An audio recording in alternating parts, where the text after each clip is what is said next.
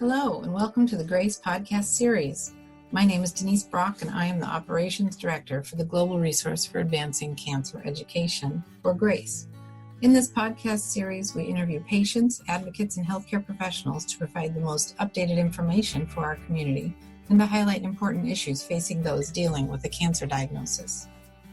We hope you find this information valuable.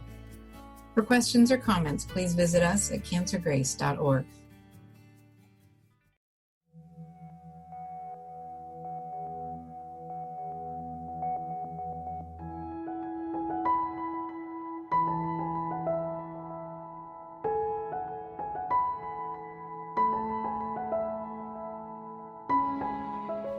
So does immunotherapy have activity in malignant pleural mesothelioma? So we know our patients with unresectable mesothelioma, the frontline treatment option is systemic therapy, usually with platinum pemetrexed plus or minus the addition of the anti-VEGF antibody bevacizumab. We know that many of our patients who are treated with this frontline option will unfortunately have disease progression later on. And there is really no standard second-line therapy for these patients. Based on prior studies of second-line therapies, the disease control rate is really quite low at less than 30%. And so there's been a lot of interest in looking at immunotherapy in those patients who've progressed after frontline therapy. So there's data that have looked at the combination of nivolumab, plus or minus ipilimumab. So nivolumab is a PD-1 antibody, ipilimumab is a CTLA-4 antibody, and there's also data that's looked at pembrolizumab, which is a PD-1 antibody. I'll start with the MAPS-2 trial, which evaluated nivolumab plus or minus ipilimumab. So this was a phase 2 trial conducted in 21 hospitals in France. There were 125 patients in this study who were randomized to receive either nivolumab as a single agent or nivolumab with a combination of ipilimumab.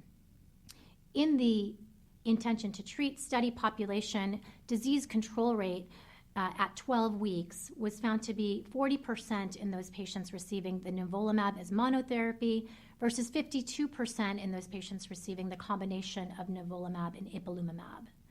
Grade 3 to 4 toxicities were quite low overall, 14% in those patients receiving nivolumab monotherapy versus 26% in the combination nivolumab-ipilimumab arm. As far as toxicities leading to death, there were none in those patients receiving nivolumab as a single agent, though there was a 5% rate of toxicity leading to death in the combination of nivolumab-ipilimumab. And this was related to patients developing fulminant hepatitis, encephalitis, or acute kidney failure. So just important to keep in mind that the combination of PD-1 inhibition and CTLA-4 inhibition does or can potentially lead to an increased rate of toxicity, which we need to be mindful of. There was also a single center trial in the Netherlands which evaluated nivolumab as a single agent. This was a much smaller study of 34 patients. And again, the primary endpoint in this trial was disease control rate at 12 weeks.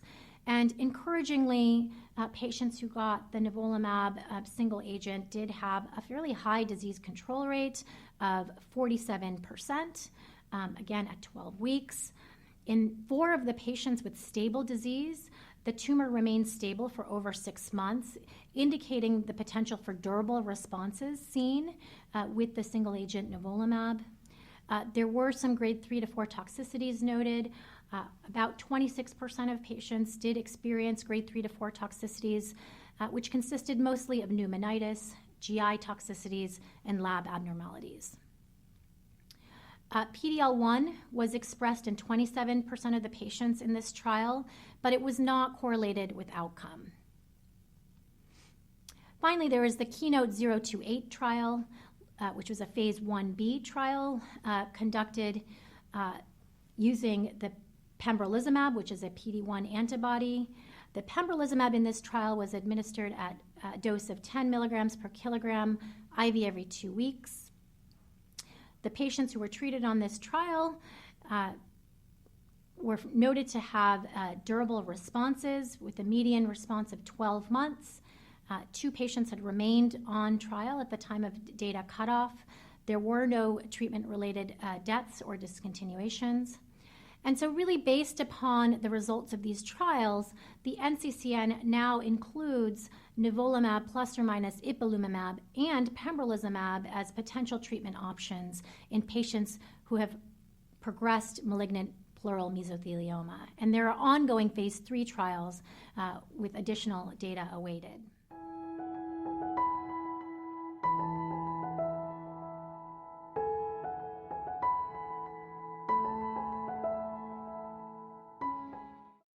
Thank you again for joining us. This podcast was made possible by the generosity of sponsorship from our friends at Lilly, Novartis, Takeda, AstraZeneca, and Exelixis. Please like and follow us on Facebook and Twitter. Send us feedback, share your story, donate and visit us for more information at cancergrace.org. Thank you for listening.